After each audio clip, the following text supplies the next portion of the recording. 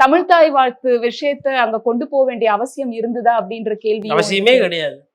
அதுக்கு வந்து ஆல்ரெடி வந்து நமக்கு அதாவது ஜிஓ இருக்கு, 2021 போட்ட ஜிஓ 1913 அது கோரிக்கை தமிழ்ச்சங்கம் மூலயமா அறிஞர் அண்ணா காலத்தில் இருந்த கோரிக்கையை கலைஞர் அவர்கள் காலத்தில் அது பாடலாக பாற்றப்பட்டு அதுக்கப்புறம் இந்த பாடலில் வந்து ஒட்டிட்டாங்க வெட்டிட்டாங்கன்னு சொல்லிட்டு அது ஒரு சர்ச்சையாகி மதுரை பெஞ்ச் வரலாம் கோர்ட்டுக்கு போய் கோர்ட் வந்து இது இப்படி தான் பாடணும்னு சொல்லி இந்த பாட்டை கடைசியில் பாட முடியாது, பாடுறது தான் முன்னாடி தான் பாடணும், ஏன்னா அதனோட பாடலுடைய கருத்து அப்படின்ற மாதிரி வந்தது தீர்ப்பு. அதில் வந்து கடவுள் மறுப்பு இல்லை, கடவுள் ஆதரவு நிலைப்பாடு இருக்குது.